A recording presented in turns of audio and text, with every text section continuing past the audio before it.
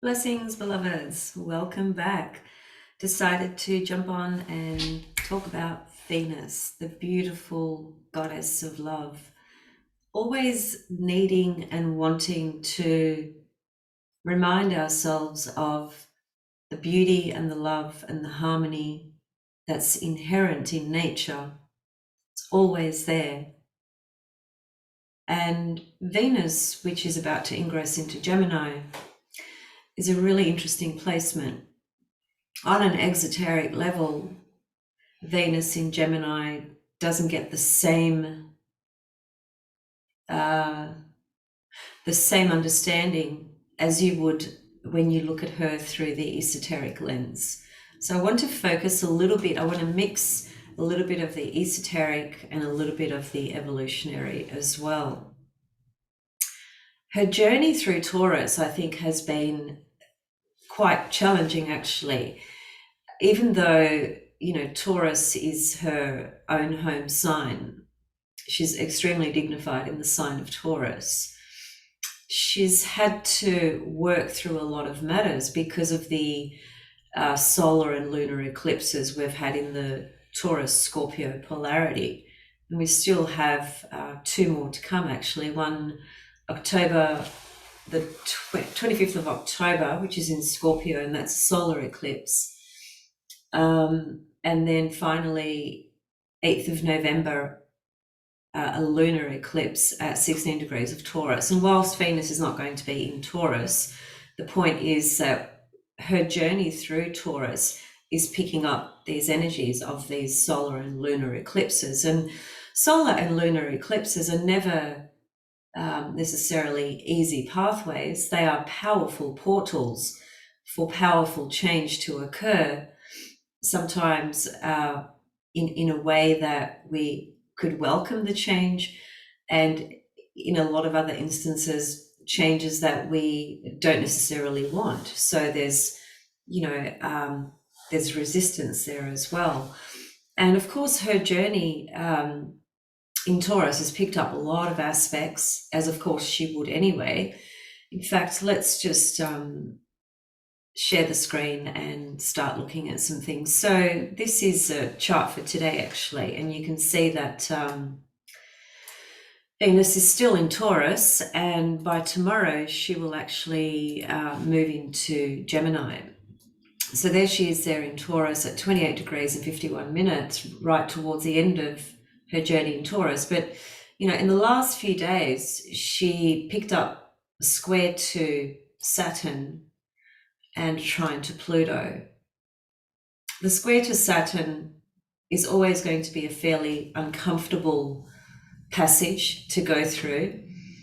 Fortunately, it's only there for a couple of days, but very simply put, those couple of days could have really emphasized some of the matters that Venus has meant through Taurus relative to the solar and lunar eclipses in Scorpio and Taurus, right? So if there's been matters that have come up for you personally through Venus's journey in Taurus that speak to Taurus and Scorpio energies, which is to do with what? Attachment and letting go. It could be pleasure, Venus in Taurus, but it's also the recognition of what might be an over sort of indulgence, if you like, because Venus is the one that's going to want to indulge into the pleasures.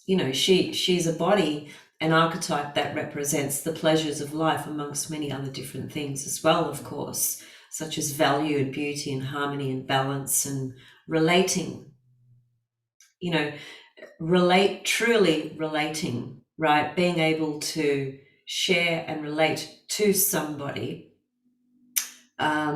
which is Venus's strong point in the sign of Libra. In Taurus, she's not so much about sharing and relating as she is when she's in Libra. In Taurus, she's quite happy to just, lay down on the couch and have fine wine and fine dining and fine pleasures of whatever, capacity that may be. And that's all part and parcel of life. But the imbalance, the shadow of that is the Scorpio component, right? Scorpio is going to make Venus feel a little bit uncomfortable when she gets, a little bit too comfortable in her Taurus nature, where she doesn't really want to move into discomfort, right? Scorpio always reminds us that there is an aspect of life that's actually really intense and not necessarily very comfortable. And we must go through phases and passages of death and rebirth, Scorpio, of feeling uncomfortable, Scorpio, by being, if you like, subjected to becoming more aware of our own attachments, Taurus, and how we might have to work through those processes by shedding skin, Scorpio. So a lot of these themes have probably been quite prominent, for different people in different ways, depending on where these nodes, the moon's nodes in Taurus and Scorpio, where are they traversing in your own birth chart? Those areas of your birth chart, those houses, are the ones that are being activated, right, with this nodal axis. And Venus, through Taurus, has really amplified whatever the South Node and North Node journey has meant for you. Now, as I said, she picked up, a square to Saturn and a trine to Pluto. The square to Saturn is, again, it's never a comfortable thing. And luckily, it's only there for a couple of days. But, if it was activating something for you, I mean, you don't even have to be in a relationship and you can still feel it, Saturn to Venus is many different things, but, it's the sense of feeling cut off or isolated or alone, for instance. You might not be in a relationship, and that those couple of days there where Saturn was squaring Venus, a very cold reminder of being alone, for instance, in a particular time in your life at the moment. That's, that's just because of the journey that you're going through, but the square to Saturn would have really amped that up and would have made it feel more visceral, more prominent and more uncomfortable. Again, fortunately, it's only there for a couple of days. Of course, the trine to Pluto, though, which came after the square to Saturn, is a blessing, because it's the reminder that you can actually overcome these challenges that you've been facing. You can pick yourself up and you can be reborn, as it were. Pluto is a symbol of rebirth. The agent of transformation always helps us empower ourselves when we might feel completely disempowered for some reason or another. Now, again, these are very short transits, but they are very important, particularly with Venus in Taurus, and as I said, picking up the energies of the eclipses. And as a matter of fact, in 2023, there are still 2 more eclipses that are taking place in the signs of Scorpio and Taurus, 2 more. They're both lunar eclipses, actually, so that's quite interesting, but we'll come back and talk about that next year sometime as we get closer to that point.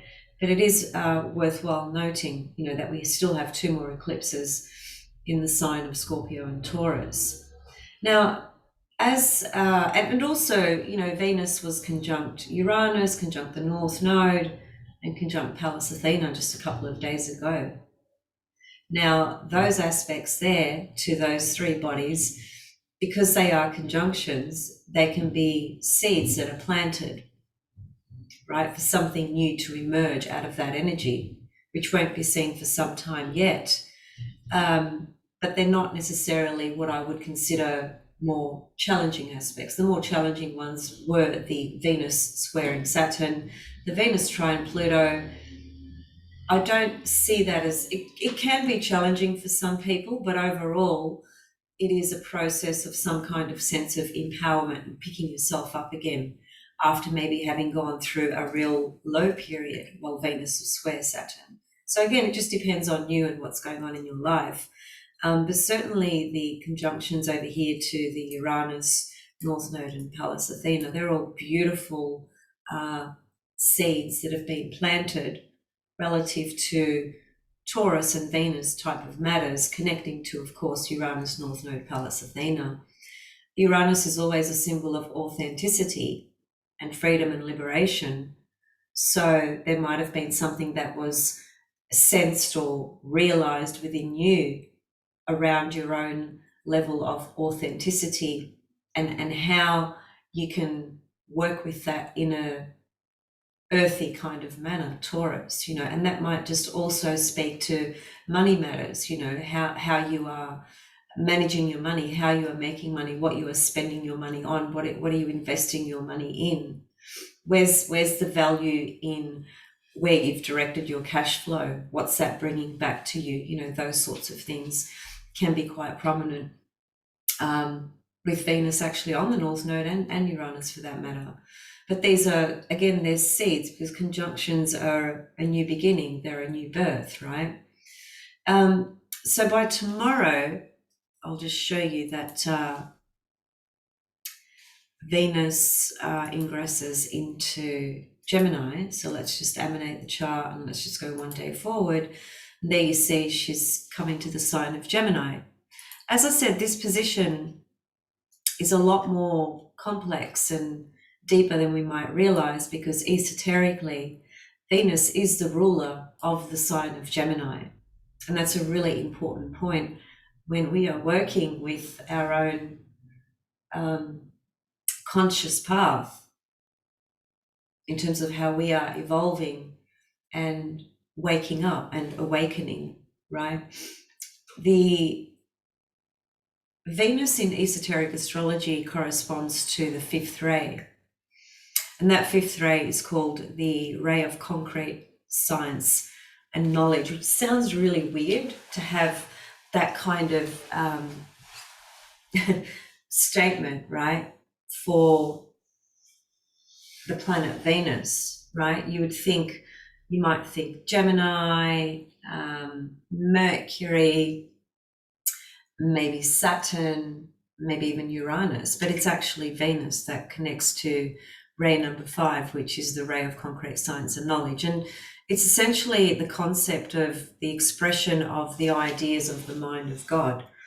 And because of Venus's nature in the concept or expression of love and harmony, it is her frequency and energy that brings in this sense of harmony through ray number 5, where she's able to fuse together the world of opposites, which is this 3D reality, duality, dualism, which is evident in everything in this third dimension reality, right? And hence the apparent conflicts that exist on every single platform and stream in life, personally, in our own lives, with family relationships, etc. Conflict can arise because we have opposing views, opposing values, and we are unable to accommodate and accept the other person's point of view. So typically what we do is we reject, that person's perspective or point of view, because it makes us feel that our position is correct by making the other person incorrect.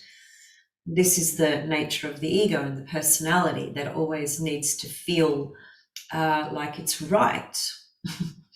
So this is the beauty of Venus in Gemini, which brings in the harmonizing component of Venus and fuses the duality of Gemini, as it were. And that's why she rules Gemini. She does it through speech and logos and word and mind. And so her journey in Gemini is a very beautiful reminder of our exploration of learning, communication, knowledge, ideas, the inquiry, self-inquiry we have about everything. Gemini asks that the most important thing for Gemini is to ask a question. It doesn't even really matter if it gets an answer. It doesn't really care about the answer, because by the time the answer arrives, Gemini has gone on to the next question. It's the most curious sign, of the entire zodiac. And that level of Gemini is really beautiful for the exploration of inquiry into life and into ourself. And the polarity, which is Sagittarius, when we integrate the polarity, which is what we need to be doing, is what helps us actually anchor and establish why, when we ask a question about something and we receive the answer, and that enables us to be further informed about a particular subject matter, whatever that may be, then the journey after that is, well, okay, now that I've asked this question and have these answers to this question, and I'm more informed, because now I have awareness and an understanding, what do I choose to do with this information? What do I choose to do with this knowledge? So you bring in the Sag component, the polarity, and that's where intuition comes in. So you start to bring in your intuition with the knowledge of Gemini. The intuition is Sag, the knowledge is Gemini.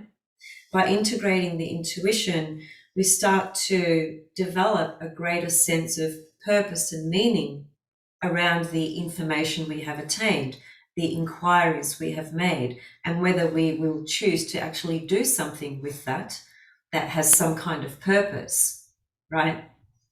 When we're not integrating the polarity, Sagittarius, then we are just at that level of acquiring information and knowledge. But what does it all mean? What purpose does it actually serve? And these are the questions that we can consciously ask when we are going through this journey of Venus in Gemini, the power portal of inquiry, Venus in Gemini, to ultimately establish with our intuition and developing of wisdom around the knowledge we've acquired, Sagittarius, the wisdom, the intuition, and finding some kind of direction and meaning and purpose with it, Sagittarius. The search for meaning and the search for truth and the search for purpose comes through Sagittarius. But it is Gemini that helps us through the journey of inquiry. When we don't inquire, we don't know. So we need to start with Gemini inquiry, and we need to integrate the Sagittarius component, which can assist us in establishing why we might do this or why we might do that, and why we might not entertain that, why we might not act on that particular knowledge or information. It doesn't serve us. It's just a case of, I've come across this piece of information. It's interesting, Gemini word, but what does it actually really serve anything in my life path at this point, the direction that I'm going in? No. So for that reason, I will use my intuition, Sag, to remove the information that's actually not useful for me at this time. This is the beauty of working with polarities. Whenever you see a planet in a sign, never forget that it has a polarity point. Nothing works in isolation, nothing at all. So there's that evolutionary level of Venus in Gemini,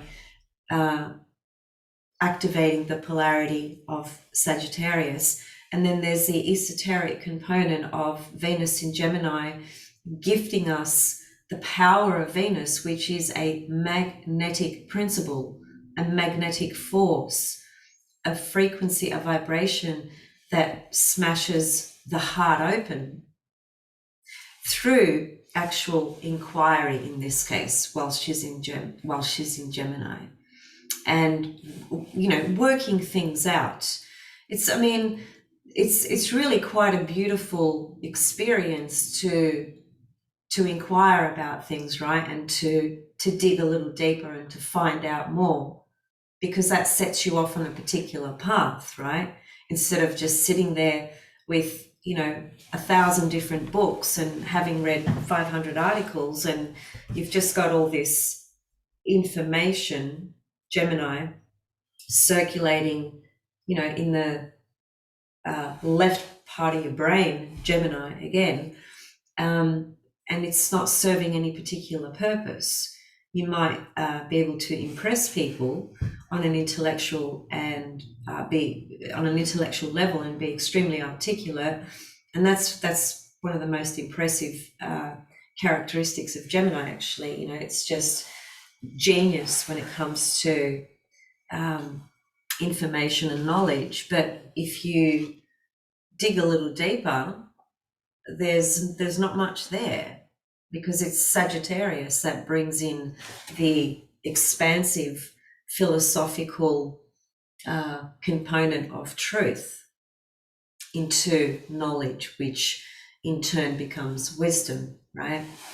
So some other things about ray number 5, which is ruled by Venus, and Venus rules the sign of Gemini.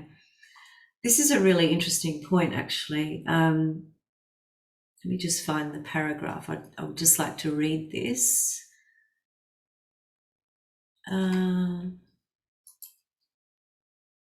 Okay, so one of the most beautiful aspects of this function of Venus, which is love, the vibration of love.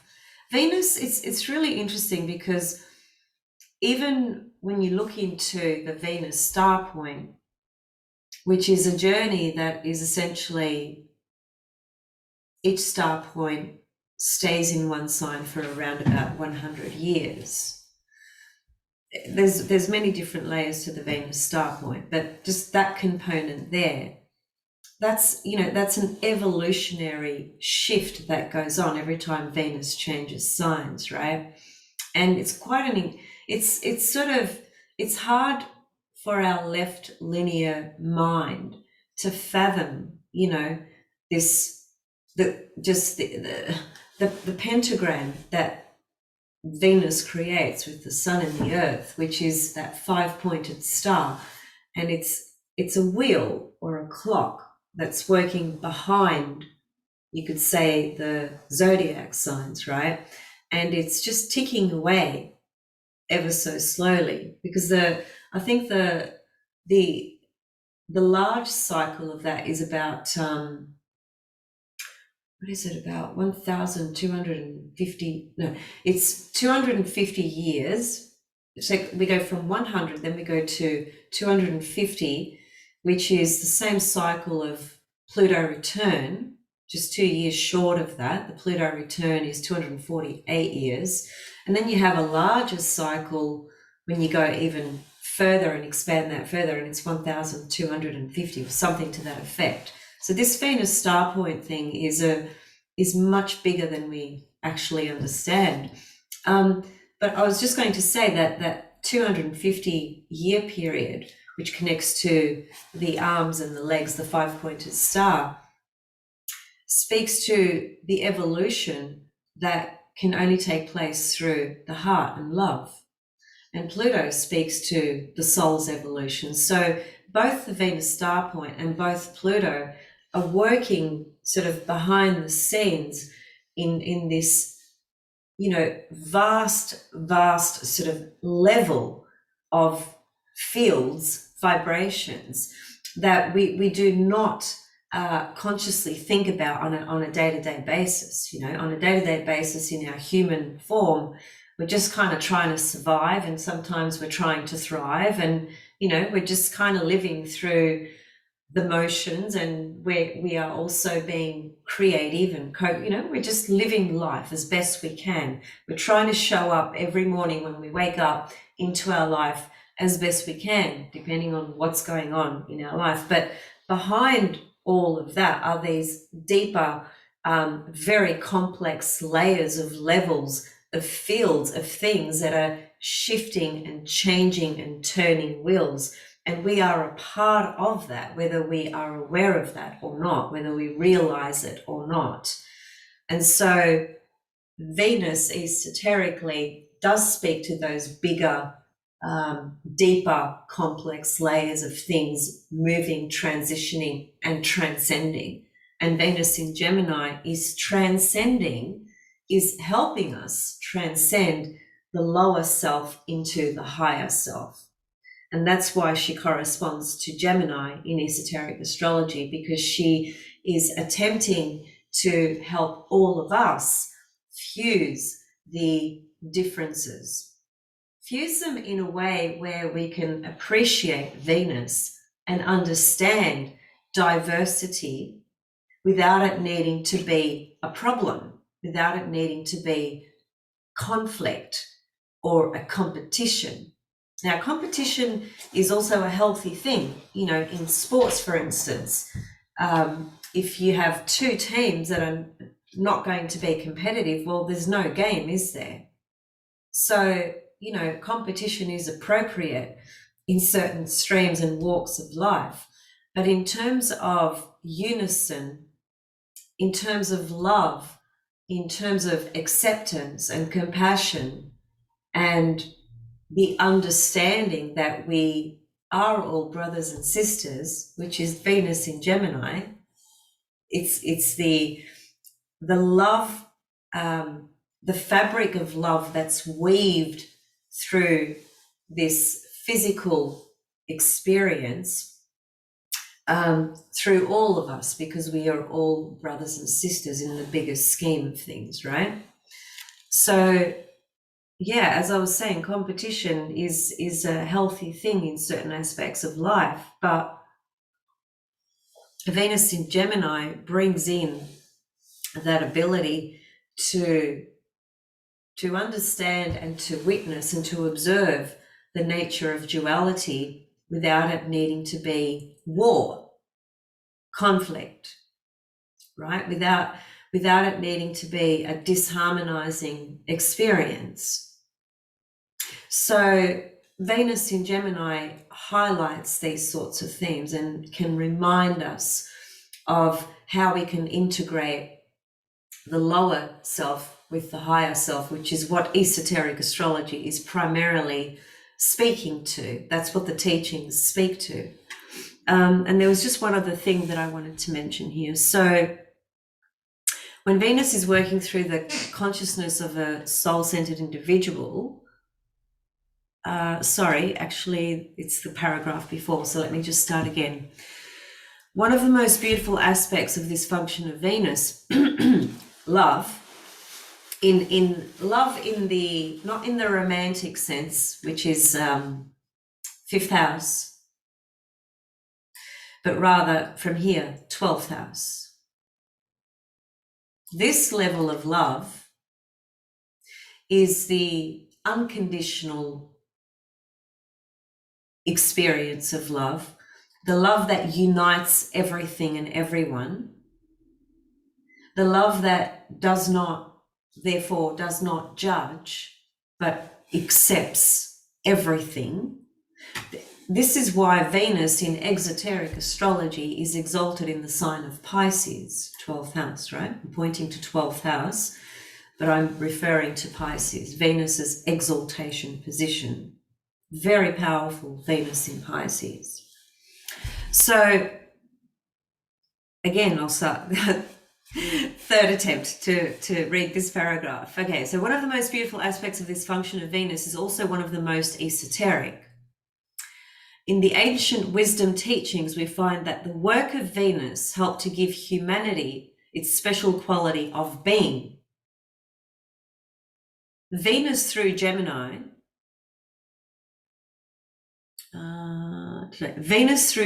brought about the attraction of the third kingdom of nature, which is the animal kingdom, and the fifth dimension, which is the kingdom of the soul or souls. Sorry, I was just distracted by my phone. Let me just go back here and make sense of this for all of us. Venus through Gemini brought about the attraction of the third the third kingdom of nature, which is the animal kingdom. The fifth, which is the kingdom of the souls. And the result, this is the point, the result of this, and it's Venus that brought this together. Remember, Venus is the attraction principle. It's if you think about the experience of connection in life, the planets that really speak to that are Moon and Venus, two feminine bodies, right? They are what speak to connection. Any connection that you have, when you connect with somebody or something, that's a Venus Moon type of experience, right? Venus and Moon, they bring things or bring people or bring love together, right? So the result of the marriage of the animal kingdom and the soul kingdom has basically created the experience of the human condition, the human experience, the human kingdom, which is this planet Earth ruled by fourth ray. And so what it says here then is that the human, pardon me, the human kingdom or beings whose souls are attached to animal forms and whose great lesson is to redeem the animal self through those initiatic phases leading to soul infusion of the lower self. So basically, I love that actually for so many reasons, but one thing that's really interesting to me about that particular statement is that if you think about centaurs, and one of the main centaurs that we work with, who was the most evolved one, is Chiron, right? Chiron was a centaur, but he was just one of the most evolved centaurs. There was hundreds and hundreds of centaurs, half horse, half man, roaming the earth, causing havoc, actually. They were just completely wild and feral and raw and, all this sort of stuff, right? Creating a lot of craziness. And that's not an opinion, as in I'm making a judgment of that. It's just how it was, right? But part of Chiron's journey and lessons for us relative to our own awakening and evolution, this half man, half horse character is also showing us how we are,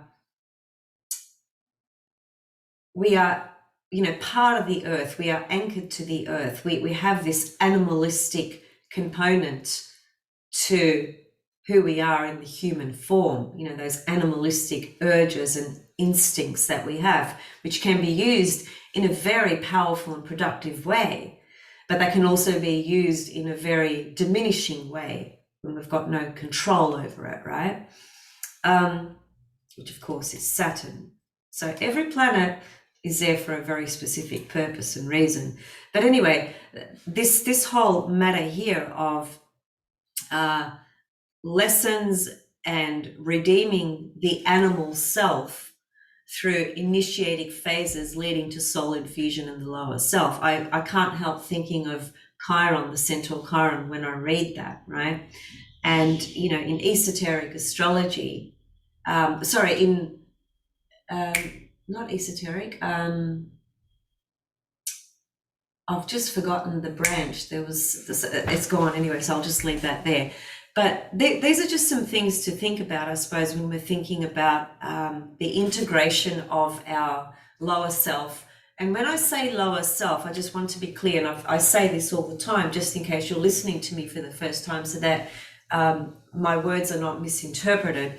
When we speak to a phrase where we use the words lower self, that's not to demean or judge or make less of. It's just to distinguish between our higher self, which is infinite, which is all wise, all knowing, to the lower self, which is defined and characterized by our lower will, which would be Mars. And that's also necessary because in the human form, we are here to learn and grow through these different diverse experiences that we have. If we are here in the physical, we can't just operate from spirit 24/7, because we would just leave the body. There would be no reason to have this physical body. What would be the reason if we are just operating completely from a transcendent, transpersonal spirit soul level? We would do that in those other realms where the body is not needed. But while we are in the body, there is something that we need to be learning through this vehicle, which has many different layers to it, right? And that's why this sort of teaching, if you like, through esoteric wisdom and esoteric astrology reminds us that we do have this lower self, we do have this higher self, and the journey here on earth in this physicality is about the integration of the two. And that doesn't happen in one lifetime.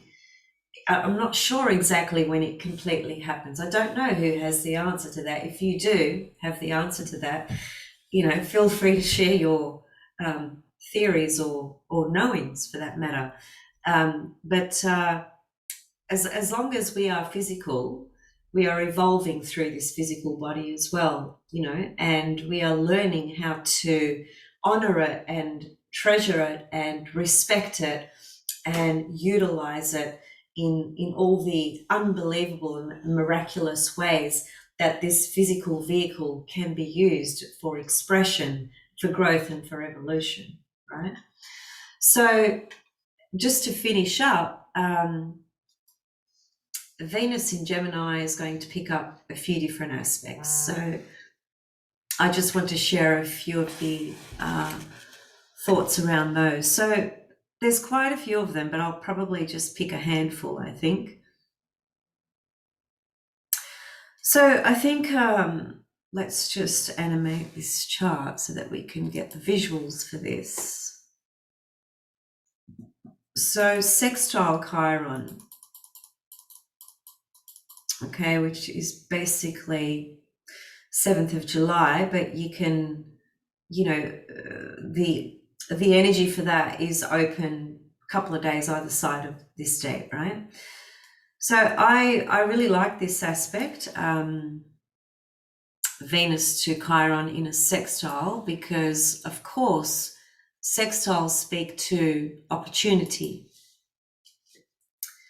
And what's the opportunity? The opportunity is to do some healing work, right? Healing work in your relationships. That's the most obvious thing that immediately comes up, of course. And someone might think, well, how am I going to heal something in just a couple of days? You're not. But the point is that when you get this window of this kind of transit, you may have been working on something very specific in your relationship. And here comes this portal, this window that takes you into that next level that you needed to go to with all the work that you've been doing in the last few weeks or in the last few months, just as a way of example. No one can heal anything in just a few days' time. That's absurd to even think that. When that happens, it's because it's actually an alignment such as this, for instance, that just opens that next level, which is wonderful, right? Now, if you're not in a relationship, this could speak to opportunities around further enhancing your field of money, particularly if you are in the field of the alternate world and healing, because it's Chiron, right? So that just might be a window there where things can flourish for you in a very prominent and positive way, because it is a sextile. And sextile aspects are always opportunities. That they really are opportunities. So the more we have our antennas tuned in, the more we can actually step into these beautiful little, gifts. They're just literally little gifts from the gods and the goddesses, right, to us. So another aspect that I wanted to point to was that, by the way, 6th of July, so just a day before this, start again. Sorry, I'm still a little bit unwell, but I'm getting better. Pallas Athena ingresses into Gemini, and I think this is a beautiful complementary journey to have, the goddess of love in Gemini, and then to have this warrior goddess who is the feminine counterpart of wisdom, the daughter of Jupiter. And here she is in Gemini as well. So there's some beautiful opportunities opening up here for lots of learning, lots of new learning to come through that can help us really attain greater levels of wisdom in our own life, in every spectrum, really. So Pallas Athena is going to really assist this journey of learning. And Pallas Athena connects to universities, by the way.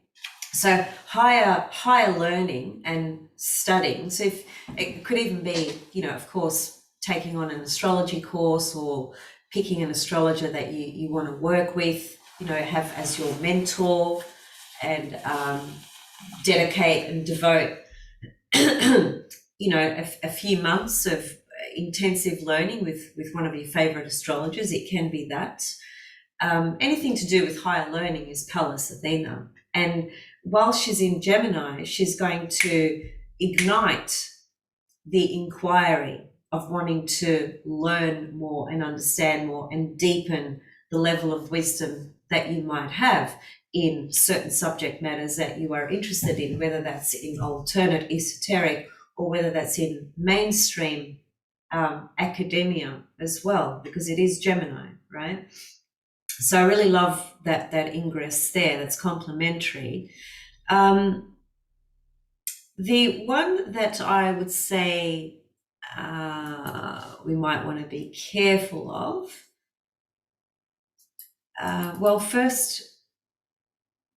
these happen side by side, so it's really interesting.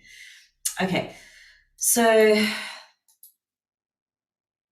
at this point here, we have Venus forming a trine to Saturn, which is really fine, okay? Because the month before this, we had Venus squaring Saturn. Definitely an uncomfortable little pocket there of energy to work through. But the Venus trine Saturn is a stabilizing energy, so one very distinct way of looking at this, and there are other ways as well, but this is one way that stands out to me, is that Venus trine Saturn is a really powerful portal, again, for, just a couple of days here. This could be, for instance, you've started a journey of some kind of study or learning, right? And then when Venus gets to the trine to Saturn, there's a really natural ease and flow of things coming together for you. It's a timing thing. Trines are timing. When people say, oh, I had a really stroke of luck today, what they had was a trine. So this brings in the energy of things falling into place for you at the right time from the point of view of your education and your learning, whatever you've been delving into, right? So that's a beautiful aspect. The next day, though, Venus forms a square to Neptune.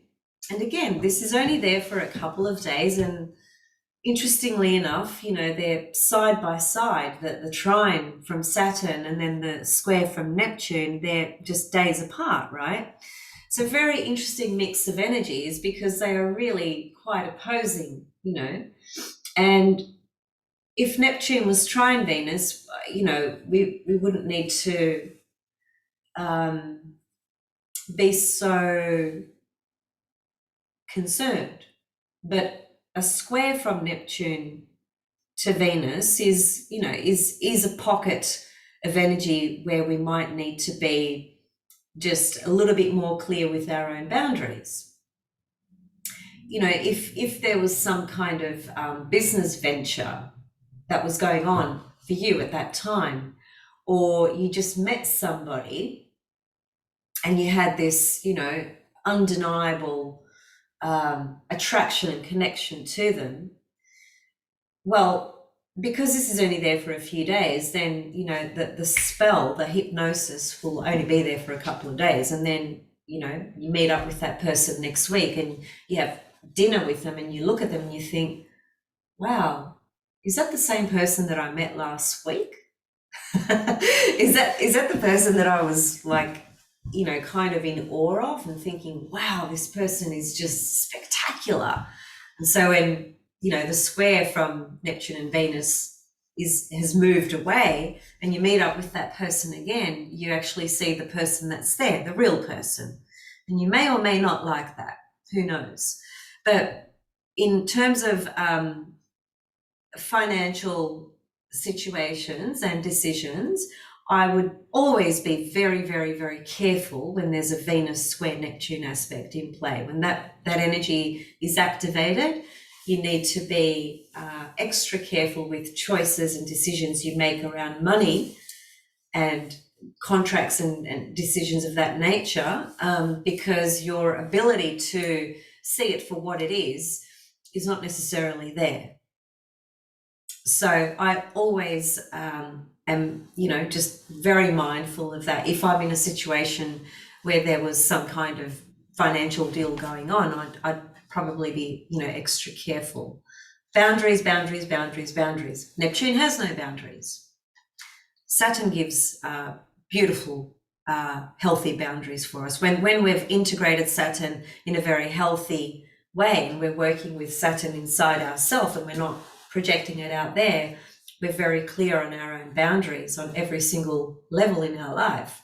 But when you're talking about Venus square Neptune, there are no boundaries, you know, and it's a state of hypnosis, state of ecstasy and bliss, and it feels amazing, you know. It feels like it's juicy, you know. It's really it's the it's the blissful pockets and moments that we feel, and hey, there's nothing wrong with that. Geez, if you can feel those moments, why wouldn't you? Ecstasy and bliss, without having to induce it through substances that are toxic, for instance, right? Venus Neptune energy can bring about that intoxication of love and romance and beauty and harmony, and that's all fine and dandy, but you also need to have a bit of Saturn there to give you the boundaries and the entirety of what's really going on here, right? So those are just some things to always consider when you see Venus aspected in these kind of ways through Saturn and Neptune.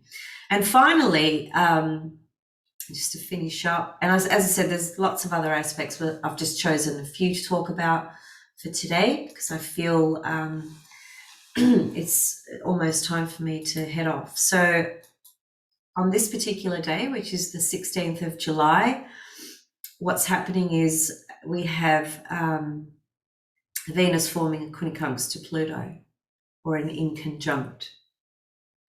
Now, the quincunx aspect, which is not considered a major aspect in the Ptolemaic system, is a very major aspect, actually. It's a very important aspect, and it's a very, very powerful aspect.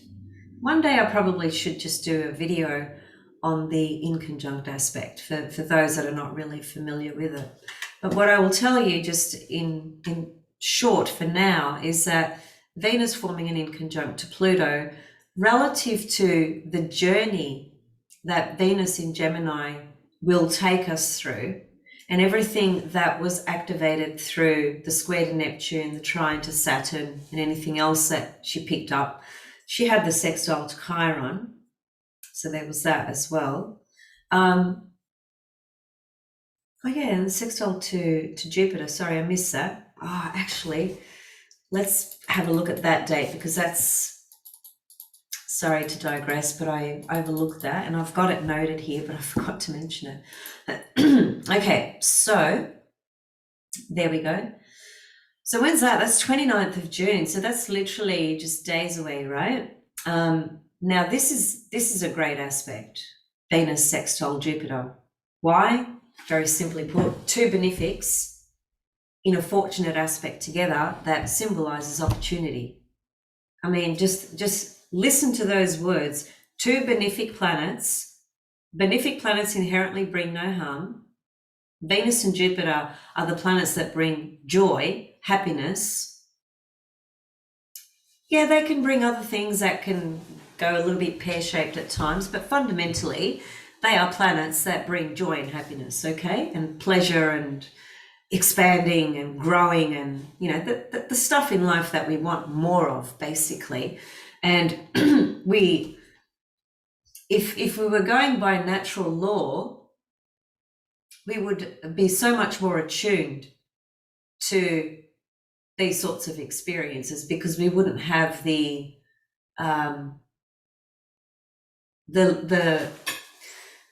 limits and the things that take away from our true nature and the truth in that we are here to thrive. We are here to thrive. We're not here just to experience pain and suffering only. We're here to thrive as well. But we are still collectively evolving through the energy of Saturn. We haven't evolved through it because if we had, we wouldn't be seeing it so starkly obvious out there in the world through all these systems that impose a lot of unfairness and a lot of limitation on people's liberties.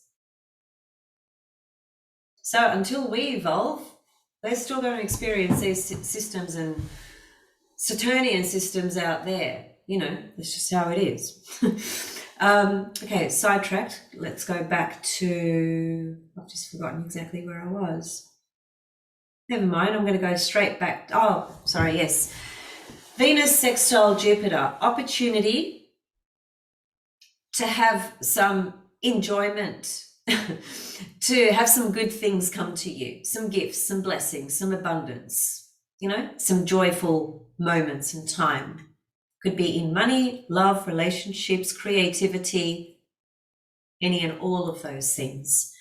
Whatever it is an opportunity. It's a pocket of a couple of days there where you can really make the most of Venus, Jupiter, the vibrations that, as I was saying, we naturally should have so much more of if we lived in a world where there was a lot more fairness and liberty and natural law in place. But anyway, that's another discussion. So make the most of those days there with Venus sextile Jupiter. And let's just go back to the final aspect, which is Venus inconjunct Pluto. And the main thing I want to say about this is that whatever this journey of Venus in Gemini has been for you, there might be something that comes to your awareness at this time, 16th, 17th, 18th of July, where you change your mind or leave something behind altogether, right? About this particular journey of learning. So think about that. And that's, again, that's it's not about good or bad, right or wrong. It's just how it is. An inconjunct aspect often triggers the experience of changing our mind on something in terms of transits, right? So that's all I have for today, and I must head off and take some rest, I think. Okay, I'll see you guys very soon. I hope you enjoyed that. If you did, subscribe, like, share, add your comments and questions below. Love hearing from all of you, and see you all really soon with more. Much love, and really enjoy the beautiful goddess Venus in Gemini, esoterically taking us directly into the mind of God, the field of consciousness, which is God's mind, and how we might embody that even more in our own life, so that we can create from that higher level with everything that we see, touch, and create, right? For the purpose of unison and love and harmony, and to have an appreciation of the diversity with no judgment. That's what God does. See you soon.